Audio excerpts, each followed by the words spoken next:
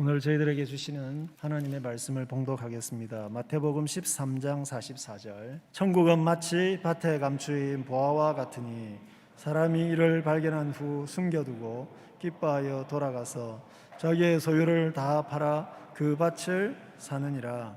아멘. 밭에 감추인 보화라고 하는 제목으로 병 교수님께서 말씀 전해 주시겠습니다. 오늘 이 설교가 저의 은퇴를 앞두고 마지막 설교가 될 것 같습니다.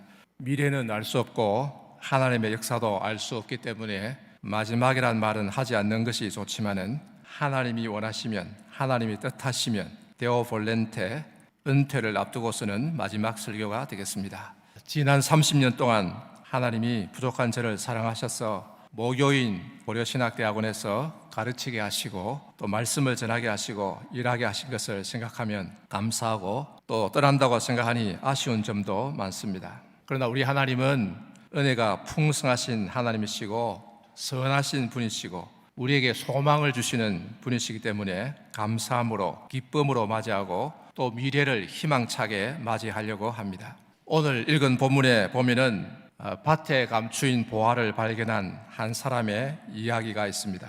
여기서 밭에 감추인 보화는 예수님입니다. 예수님은 이 세상에 그 어느 것보다도 귀한 값진 보화인데 많은 사람들이 그것을 모르고 그냥 지나치기 때문에 밭에 감추인 보화라고 말하고 있습니다. 그러나 하나님의 섭리 가운데 이 감추인 보화를 발견한 사람은 크게 기뻐하고 이 보화를 자기 것으로 삼기 위해 자기의 소유를 다 팔아서 그 밭을 산다고 했습니다. 이 말은 자기의 모든 것을 포기하고 희생해서라도 이 밭을 산다는 말입니다.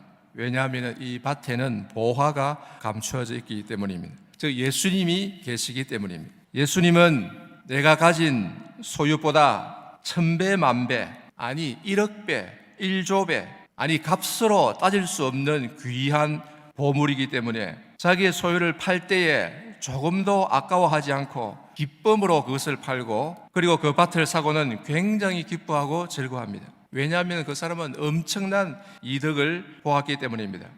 그야말로 그 사람은 횡재한 사람입니다. 이 세상에서 그 누구보다도 횡재하고 복을 받은 사람입니다. 그만큼 예수님은 귀한 보배입니다. 골로새서 2장 4절에 그 안에는 지혜와 지식의 모든 보화가 감추어 있느니라 했습니다. 또 사도 바울은 이렇게 고백합니다. 빌립보서 3장 8절에 또한 모든 것을 해로 여김은 내 주 그리스도 예수를 아는 지식이 가장 고상하기 때문이라. 우리 주 예수 그리스도는 곧 길이요 진리요 생명입니다. 하나님 아버지께로 가는 길입니다. 구원과 영생이 예수 안에 있습니다. 그래서 예수 그리스도를 발견하고 믿는 사람은 이 세상을 다 얻은 것보다도 더 기뻐하고 즐거워하는 것입니다. 이처럼 밭에 감추인 보화를 발견한 사람 중에 하나가 바로 저입니다. 제가 예수님을 발견하고 믿은 것은 대학 2학년 때입니다. 1976년입니다. 물론 그 전부터 하나님은 저를 사랑하시고 은혜 베푸시고 인도하고 계셨지만은 그리고 그 은혜의 품 안에 살고 있었지만은 예수님이라는 보화를 발견한 것은 대학 2학년 때였습니다. 어떻게 해서 보화를 발견하게 되고 또 어떻게 해서 주님을 따르는 길에 접어들게 되었는지는 은퇴 기념 논문집의 회고사에 간단하게 기록하였습니다. 지금 그것을 다 말할 수는 없습니다. 시간이 부족하고 또 책에 있는데 다시 반복할 필요는 없다고 생각됩니다.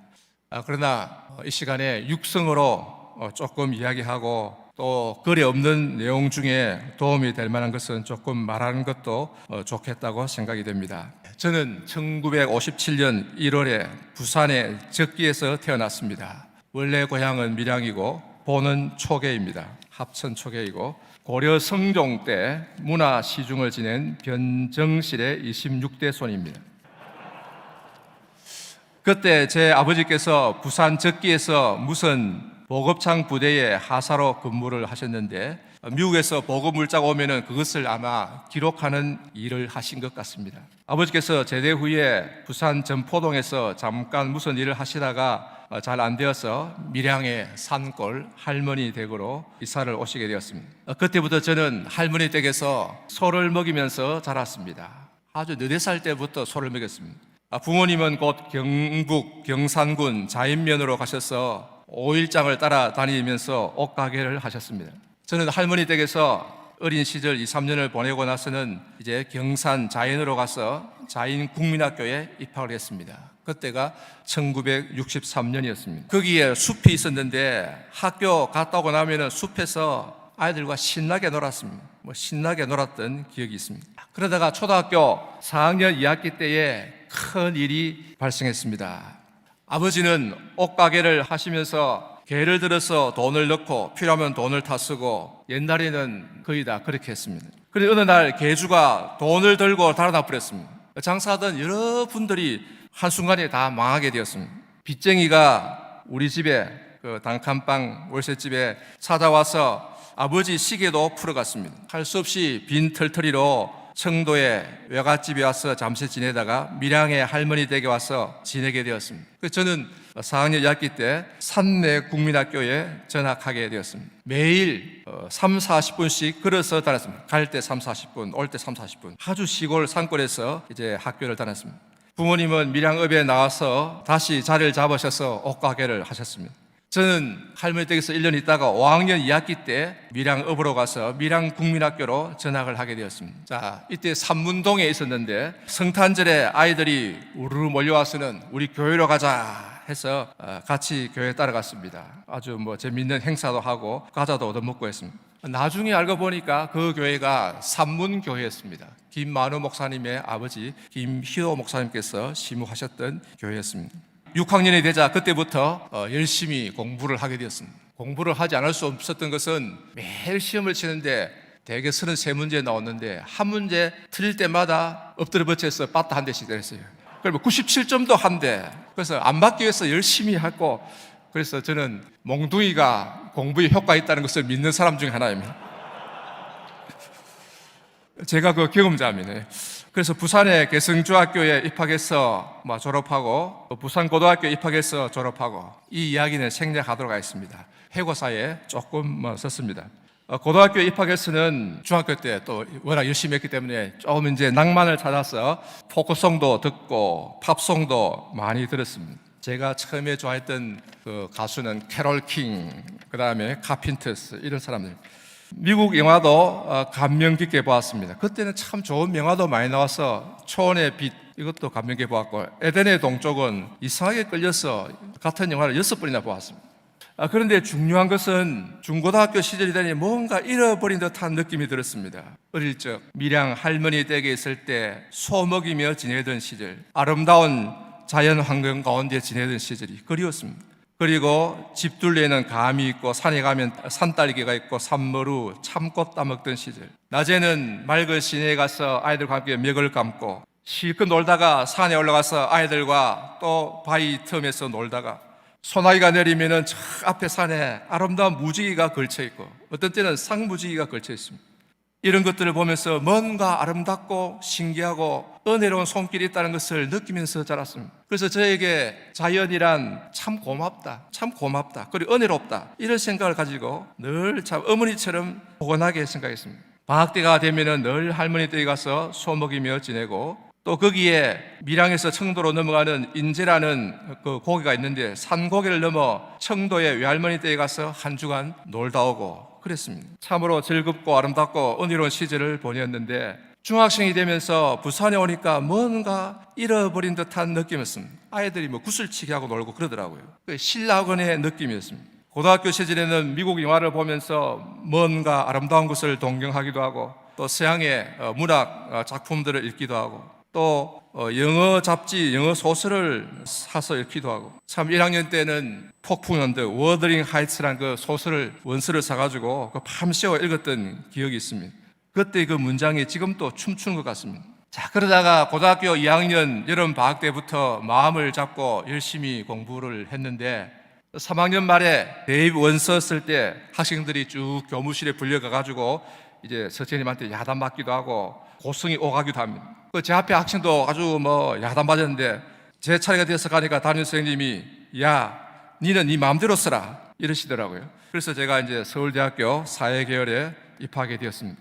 대학에 입학하니까 이 고등학교 선배들이 와서 짜장면을 사주면서 하는 말이 대학 생활을 어영부영 보낼 거냐, 또 의미 있게 같이 공부하면서 보내자 이러시는 게 너무 고맙고 옳다 싶어서 세미나에 참석이 되었는데 나중에 알고 보니 그것이 의식화 교육이었습니다.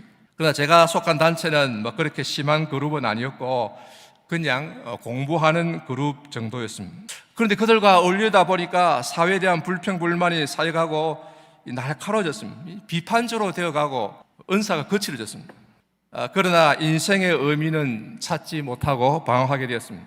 한날은 불교 학생회에 가 보니 이 봉헌사에 데려가는데 서울 강남의 무역센터 부근에 있습니다. 지금은 뭐 번화가에 아주 요지지만은 그때는 무슨 산에 있었습니다. 산에 절이 있었는데 스님이 나와서 강연을 하는데 중국의 한시를 써놓고 산은 어떻고 물은 어떻고 그러더라고요. 그래서 그런 것은 학교 다닐 때 많이 들었다. 별거 없네. 그리고는 다시는 가지 않았습니다. 진리를 찾지 못해 이런저런 방황을 하다가 2학년 2학기 가을 축제 때 거기 한번 가봤다가 참 실망하고 그때 들었던 생각이 마지막으로 교회에 한번 가보자 하는 생각이 들었습니다. 혹시 거기는 순수함이 남아있을지 몰라, 마지막 희망이 있을지도 몰라, 이런 생각이 들었습니다. 그래서 교회에 가기로 굳게 마음을 먹고 잠을 잤습니다. 그래서 주일날 아침에 같이 자취하고 있던 친구인 양낙흥 군을 따라서 교회로 가게 되었습니다. 참 그때 친구가 같이 은퇴하게 되니까 너무 참 좋고 행복합니다. 그 교회가 서울 서문교회였습니다. 저 서대문 서소문이가 거기 있었는데 김만우 목사님이 담임하고 계셨습니다. 자, 그 후에 은혜롭게 교회 생활하고 그 후에 4학년이 되었을 때 아주 드라마틱한 일들이 일어났습니다. 하나님의 부르심이 있었습니다. 3학년 2학기를 마치고 참 그때도 이 학회 때문에 고민을 하고 했는데 막 이제 갈등이 있었는데 그 3학년 2학기를 마치고 이 방학이 되자 이제 고민이 되었습니다. 이제 곧 4학년이 되는데 교회에서는 제일 선배가 되는데 내가 이 모습으로 뭐 아무것도 모르는 상태에서 선배가 되는 것은 부끄럽고 창피하다. 어떻게 해야 되나?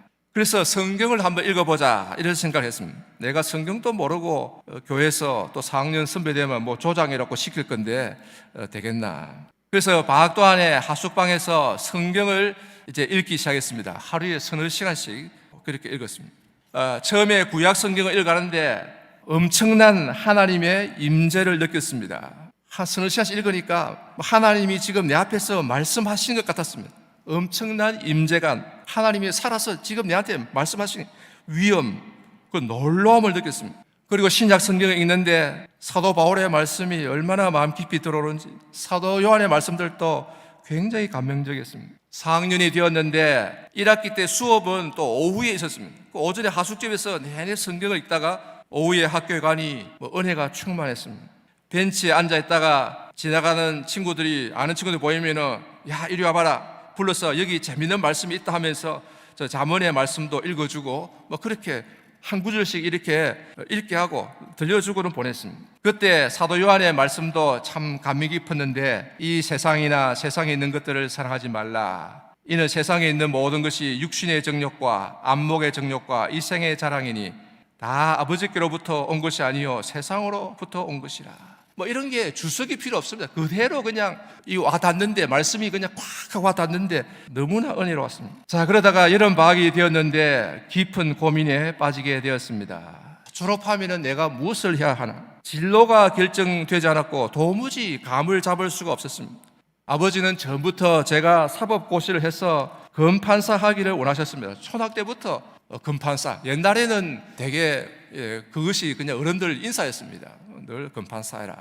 그러나 대학에 들어와서 법학 과목을 몇 과목 수강해보니 도무지 적성에 맞지 않았습니다. 재미가 없어요. 그래서 2학년 2학기 때 이제 경제학과를 택했는데 경제학은 그래도 수학이 바탕이고 논리적이었습니다.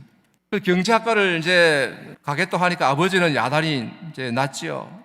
그래서 아버지께서 부산에서 서울로 당장 기차 타고 올라오셨는데 제가 경제학과에 가서 행정고시 하면 됩니다. 행정고시 하면 되니까 그래서 겨우 설득을 시켰습니다. 그런데 대학 4학년이 되고 졸업을 앞두고 있는데 이 고시는 재미도 없고 공부도 뭐 안 했고 뭐 그럭저럭 학회 활동에 빠져서 시간 보내고 교회 다니느라 시간 보내고 도대체 졸업 후에 뭘 해야 할까? 참 난감하고 오리무중이었습니다.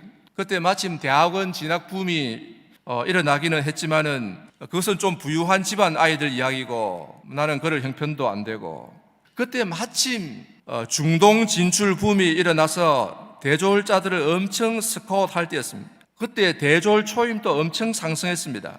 그때 참 현대건설이 대단했습니다. 과 사무실에 가면은 대기업에서 졸업생 추천 의뢰가 들어오는 것을 게시판에 막 적어 놓는데 현대, 삼성, 금성인지 모르겠어요. 럭키금성 등에서 이제 추천 의뢰가 들어오는데 추천만 하면 받아주겠다는데 초임이 16만 5천 원, 보너스 400%. 굉장히 느껴졌습니다. 지금은 별거 아니지만 그 당시는 그 전에 얼마였는지 모르겠어요. 막 1년 전만 해도 막 8만 원, 9만 원, 10만 원 이래 하던 게 갑자기 16만 5천 원. 굉장히 좋은 조건이었습니다. 그런 추천 의뢰 인원이 막 700명, 800명이었어요. 우리과 정원이 75명, 10배 정도로 받겠다는 단군 이래 최대 호황이었습니다. 그러나 이런 대기업보다는 우리과 졸업생들이 제일 선호하는 직장은 한국은행이었습니다. 한국은행 조사부. 그 다음에는 산업은행. 그런데 이제 하나님의 은혜가 항상 이상 계속 임하다 보니까 이 세상 직장이 중요한 목적으로 다가오지 않았습니다. 어디 가서 내가 무엇을 하더라도 여가 시간에 복음을 전하는 것이 제일 중요하다 생각이 되었습니다. 그러니 복음 전하는 일을 전업으로 하면 좋기는 좋겠는데 이제 부모님이 크게 실망하실 것이다. 아버지에게는 뭐 청천벽력 내 하나 바라보고 평생 이렇게 고생하며 사셨는데 그리고 목사가 되는 것은 내가 도통 모르고 내가 생각해 본 적도 없고 또 권하는 사람도 없고 생각하는 사람도 없고 친구들도 전혀 모르고 있습니다. 그런데 그때 또 주위에서 들리는 소리는 이화여대생을 대상으로 선호 신랑감을 조사했는데 목사는 이발사 다음이다. 그런데 몇 등인지 모르겠어요. 저는 알았는데 잊어버렸어요. 23등인가 27등인가. 그래서 이발사 다음으로 목사 인기. 그래서 드는 생각은 신학교 가서 목사가 되면은 장가도 못 가겠다. 장가는 이제 포기해야 되는가 보다. 이런 생각이 좀 들었습니다. 그리고 등록금과 생활비는 어떻게 마련할 것이며 등등 하나도 뭐 몰랐습니다. 신학교가 어디 있는지도 몰랐어요. 4학년 1학기를 마치고 여름 방학 때였습니다. 1978년 여름이었습니다. 이런저런 생각으로 고민하면서 신림동의 하숙집에서 잠들었는데 밤중에 한 2, 3시 됐는지 모르겠습니다. 밤중에 어떤 환상이 뭔지가 보이는데 내가 쭈그리고 앉아서 고민하고 있는 모습이 보입니다. 그런데 방 한쪽에서 밝은 빛이 비치면서 제 이름을 불렀습니다. 누구야? 네가 염려하는 것을 내가 다 준비해 놓고 기다리고 있으니 너는 어서 내게로 오너라. 이 음성이 똑똑하게 들려왔습니다. 그래서 한밤중에 일어나서 저는 무릎을 꿇고 기도했습니다. 내 주님을 따라가서 복음을 전하겠습니다. 그런데 조건이 있습니다. 첫째, 부모님이 반대하실 것인데 도무지 저는 해결할 수 없으니 다 해결해 주십시오. 그리고 부모님도 다 구원해 주십시오. 둘째로 신학교 무사히 합격하게 해 주십시오. 나중에 알고 보니 이 기도는 안 해도 될 뻔했어요. 그냥 들어가면은 웬만하면 다 받아줬는데 그래도 하나님의 은혜로 또 누가 기출 문제를 성경 문제를 좀 주고 해가지고 제가 2등으로 입학했습니다. 그 장학금도 다 타고요. 그때 최초로 한상동 장학금이 생겼습니다. 이것도 우연한 일이 아니라 봐요. 세 번째, 필요한 모든 학비, 생활비 다 해결해 주십시오. 한상동 장학금 또 다른 분들이 대주겠습니다. 그럼 네 번째, 결혼 문제도 주님이 책임지고 해결해 주십시오. 다섯 번째, 그 외의 모든 어려움도 다 책임지고 해결해 주십시오. 그때부터 저는 여호와 이레 하나님을 믿고 증거했습니다. 여호와 이레, 여호와께서 다 준비하셨다. 지금 돌이켜 생각해 보면은 하나님은 제가 기도한 5가지 다 해결해 주셨고 또 선하게 인도해 주신 것을 깨닫고 감사드리게 됩니다. 그 후로 하나님이 어떻게 나를 인도하셨는지, 어떻게 신학교에 들어가게 됐는지, 제가 무척산 기도원에 가서 나흘간 금식 기도하고 신학교에 들어가게 되었습니다. 그 다음에 또 신학교 졸업 후에 네덜란드에 유학을 가서 7년을 보내고 1992년 귀국에서 그해 3월부터 가르치기 시작을 했고, 또 30년을 하나님 은혜 가운데 보내고 이제 은퇴하게 되었는지 다 말하려면은 시간이 부족합니다. 뭐 몇 날 며칠 부흥회를 해도 시간이 부족합니다. 지난 30년 동안 모교에서 가르치고 사역하면서 많은 일들이 있었지만 가장 좋았던 점들, 즐거웠던 일 몇 가지를 생각하면 다음과 같습니다. 첫째, 새벽 기도의 시간에 함께 기도할 때 하나님의 함께 하심과 은혜를 많이 경험했습니다. 성령이 온 영과 육을 주장하시고 지배하시고 마음의 평안과 뿌듯함을 주시고 힘을 주시고 건강을 주시고 또 지혜를 주셨습니다. 그 새벽 기도 시간은 힘든 의무가 아니라 은혜 받는 시간입니다. 즐거운 시간, 힘과 건강을 얻고 지혜와 명철을 얻고 하나님의 도움을 받는 시간이었습니다. 둘째로, 이런 기도를 통해서 하나님이 수업 시간에 힘을 주시고 지혜를 주시고 또 즐거움을 많이 주셨습니다. 그래서 순간순간 하나님이 지혜를 주시고 또 유머도 주시고 그래서 재미있는 시간들이 많았습니다. 또 하나님이 해마다 수업을 진행함에 따라 성령으로 말미암아 깨달음도 많이 주셔서 어려운 구절들, 난해 구절들도 차차 풀리는 경우도 많았습니다. 또 글을 쓸 때 지혜를 주셔서 순적하게 쓰게 하신 것도 다 하나님께서 성령을 통해 주신 은혜입니다. 셋째로, 저는 수업을 위해 강의안을 준비하고 또 수업하면서 강의안을 수정하고 한 학기가 끝나고 나면 강의안을 정리하는 것을 중요하게 생각하고 기쁨으로 해왔습니다. 처음에는 네덜란드에서 붙인 컴퓨터가 도착하지 않아서 강의안을 손으로 써서 복사해서 나누어 줬는데 해가 지날수록 강의안이 두꺼워지고 보완되어 가는 것을 보는 즐거움으로 살았는데 그렇게 하다 보니 30년이 지나갔습니다. 이 강의안들은 부분적으로 책이나 글로 발표된 것도 있지만 아직 많은 것이 그대로 있습니다. 이것들은 앞으로 책으로 글로 정리해서 내놓는 것이 앞으로 저의 중요한 일이 되겠습니다. 넷째로, 그동안 제가 논문은 많이 쓰지 못하고 책은 많이 집필하지 못했습니다만 그러나 목회와 신학, 그 말씀, 교회와 교육, 기독교보, 울강고신, 선지동산, 복 있는 사람, 날마다 주님과 등에서 원고 부탁이 들어오면 가능한 한 사양하지 않고 다 써주었습니다. 특별히 그 말씀에 많이 써주었고 최근에는 목회와 신학의 신약 성령론의 주요 논점들에 대해 써주었습니다. 마지막으로 성령론에 대해서 글을 쓰게 하신 하나님께 감사하고 우리 한국의 목회자들과 신학자들에게 그리고 신학생들에게 성령론에 대해서 올바르게 이해하고 연구하는 방향 제시와 자극제가 되기를 희망하는 바입니다. 그리고 또 총회에서 연구 보고서 요청이 올 때는 가능한 한 기쁨으로 응하고 다른 교수들과 함께 협력하여 동참하였습니다. 저는 이것이 교단을 위한 봉사라고 생각하고 시간이 닿는 범위 내에서 최선을 다하려고 노력하였습니다.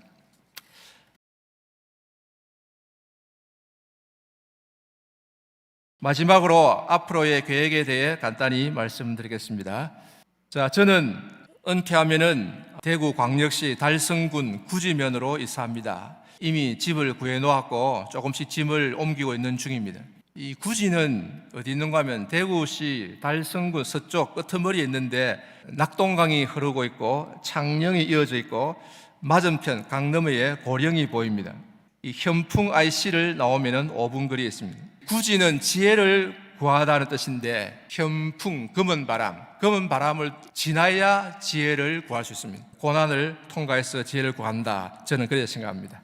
저는 지혜를 구하러 구지에 갑니다. 거기에 조선시대 유학자 김굉표를 기리는 도동서원이 있고 그 옆에 유명한 커피집이 있습니다. 그래서 현풍 지나시는 길에 한번 들르시면 맛있는 커피를 대접하도록 하겠습니다. 둘째로, 구지에 내려가면 우선 체력 단련을 좀 해야 하겠다고 생각합니다. 뒤에 대니산이 있는데 공자를 섬긴다는 뜻의 대니산이 있는데 대니산을 자주 오르고 힘을 기른 다음에는 조금 높은 비슬산을 오르고 그 다음에는 가야산을 오르고 그 다음에는 지리산이 목표입니다. 그래서 한국의 명산 100개를 오를 계획을 가지고 있습니다. 그럼 세 번째로, 그 다음에는 강의안을 정리해서 책 저술과 주석 집필을 하고자 합니다. 성경 번역도 확인해야 되는데 이건 쉬운 일이 아니라서 좀 두고 보고 천천히 형편되면 하도록 하겠습니다. 이를 위해서 대구의 말씀사 대표 박재일 장로님께서 제 집 가까이에 연구실을 하나 마련해 주셨습니다. 최근에 24평 되는 상가를 얻으셔서 인테리어를 마쳤습니다. 책상과 소파도 들어왔고 컴퓨터도 들어왔고 인터넷도 들어왔고 또 CCTV 카메라까지 설치되어 있습니다. 이게 좋은 일인지 나쁜 일인지 웃어야 될지 울어야 될지 모르겠는데 하나님께서 좋은 것을 주시지 나쁜 것을 주시지 않는다, 저는 그렇게 생각하고 있습니다. 이제 꼼짝 못하고 연구해야만 하는 상황이 되었습니다. 결국 사람이 마음으로 자기의 길을 계획할지라도 그의 걸음을 인도하실 이는 여호와신이라고 했습니다. 앞으로 무엇을 할지 어떻게 해야 될지는 하나님의 손에 달려 있습니다. 30년 사역을 마치면서 43년 전에 하나님의 부르심을 다시 생각해 봅니다. 밭에 감추인 보화를 발견한 한 사람을 향한 하나님의 은혜는 헛되지 않아서 하나님은 자신의 약속을 친히 이루시고 하나님 일을 하게 하신 것을 생각하고 고개를 숙이게 됩니다. 물론 제 자신의 게으름과 불충으로 인하여 많이 이루지는 못했지만은 그래도 하나님이 함께 하신 지난 날들은 즐거운 시간들이었고 복된 시간들이었음을 생각이 됩니다. 특히 부족한 사람을 고려신학대학원 모교에 불러주시고 또 여러 선배, 동료들과 함께 일하고 지냈던 시간들을 복되게 생각하고 감사드립니다. 무엇보다도 학생 여러분이 함께해서 즐겁고 강의를 들어주어서 고맙고 또 부족하지만 따라주어서 감사합니다. 이 모든 일을 계획하시고 우리의 발걸음을 인도하시고 부족한 우리를 통해 영광 받기를 원하시는 하나님께 감사와 찬송을 올려드리며 이 영광스러운 천국 사역의 대열에 기쁨으로 동참하는 여러분이 다 되시기를 바랍니다. 기도드리겠습니다. 은혜와 사랑이 풍성하신 우리 하나님 아버지, 참 그동안 또 베풀어 주신 하나님의 은혜에 감사를 드립니다. 준비되지 않고 부족한 종을 하나님이 사랑하셔서 하나님 나라의 복에 참여하게 하시고 또 하나님 나라를 위해 수종될 수 있도록 해 주심에 감사를 드립니다. 그동안 불충하고 잘못한 것들을 다 용서해 주시고 하나님의 긍휼과 은혜로 앞으로도 이끌어 주시고 또 하나님의 계획하신 뜻을 이루어 주시기를 원합니다. 고려신학대학원을 하나님이 귀하게 보시고 시시때때로 은혜를 베풀어 주시고 또 끝까지 하나님 말씀에 충성하여 나아가는 신학교가 되게 해 주옵소서. 하나님의 크신 은혜와 인도하심에 감사를 드리며 하나님을 찬송합니다. 우리 주 예수님 이름으로 기도드리옵나이다. 아멘.